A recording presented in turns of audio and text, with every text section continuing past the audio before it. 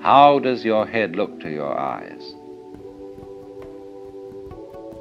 Well, I tell you, it looks like what you see out in front of you, because all that you see out in front of you is how you feel inside your head. So it's the same with this. And so, for this reason, the great sixth patriarch, Huineng in China, said that it was a great mistake for those who were practicing Buddhist meditation to try to make their minds empty. And a lot of people tried to do that. They sat down and tried to have no thoughts whatever in their minds. And not only no thoughts, but no sense experiences. So they'd close their eyes, they'd plug up their ears, and generally go in for sensory deprivation. Well, sensory deprivation, if you know how to handle it, can be quite interesting.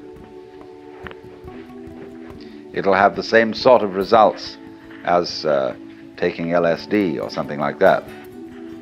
And there are special labs made nowadays where you can be sensorily deprived to an amazing degree. But if you're a sort of a good yogi, this doesn't bother you at all. It'll send some people crazy. But if you dig this world, you can have a marvelous time in a sensory deprivation scene. Also, especially if they get you into a condition of weightlessness. Skin divers going down below a certain number of feet, I don't know exactly how far it is, but get a sense of weightlessness. And at the same time, this deprives them of every sense of responsibility. They become alarmingly happy. And they have been known to simply take off their masks and offer them to a fish. And of course they then drown. So if you skin dive, and you have to keep your eye on the time. You have to have a water watch or a friend who's got a string attached to you. If you go down that far, and at a certain specific time, you know you have got to get back. However happy you feel, and however much inclined to say, survival, what the hell's the point of that?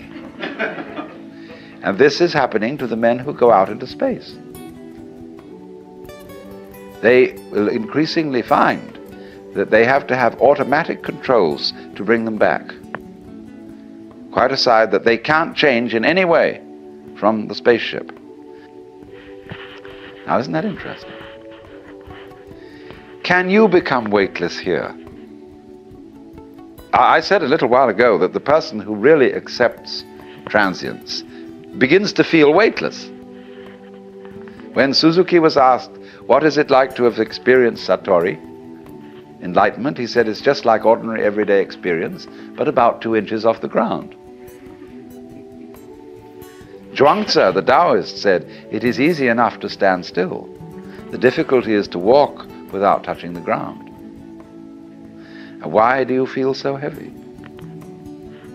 It isn't just a matter of gravitation and weight. It is that you feel that you are carrying your body around. So there is a koan in Zen Buddhism. Who is it that carries this corpse around? And so when you feel, common speech expresses this all the time. Life is a drag.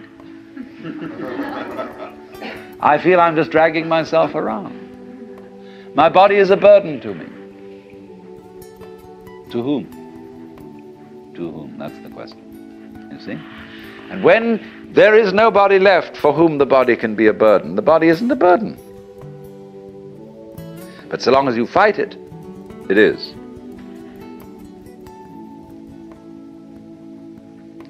So then, when there is nobody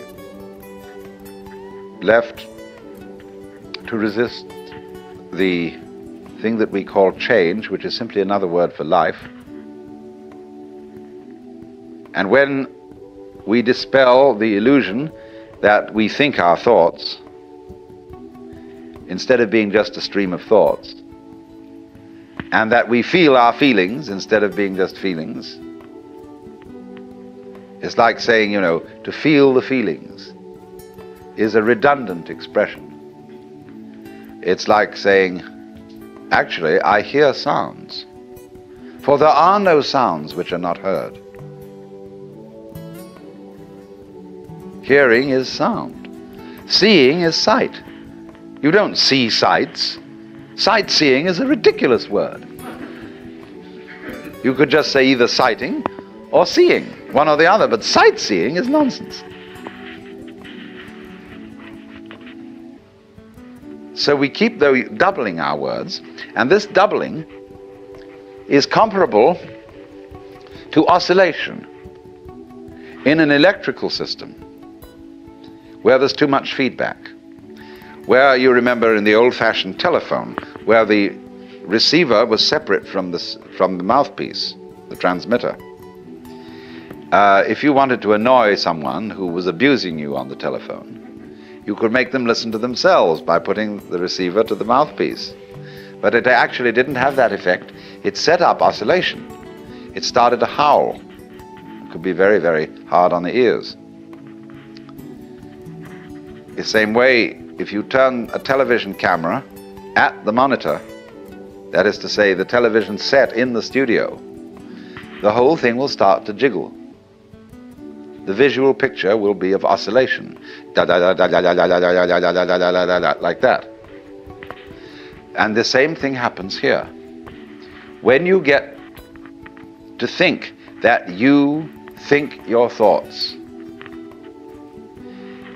the you standing aside the thoughts has the same sort of consequence as seeing double. And then you think, can I observe the thinker thinking the thoughts? Or, I am worried, and I ought not to worry, but because I can't stop worrying, I'm worried because I worry. And you see where that could lead to. It leads to exactly the same situation that happens in the telephone, and that is what we call anxiety, trembling. But this discipline that we're talking about of Nagarjuna's abolishes anxiety, because you discover that no amount of anxiety makes any difference to anything that's going to happen.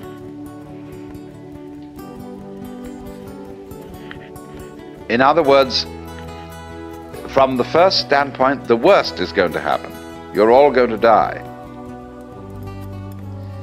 And don't just put it off in the back of your mind and say, I'll consider that later. It's the most important thing to consider now, because it's going to enable you to let go.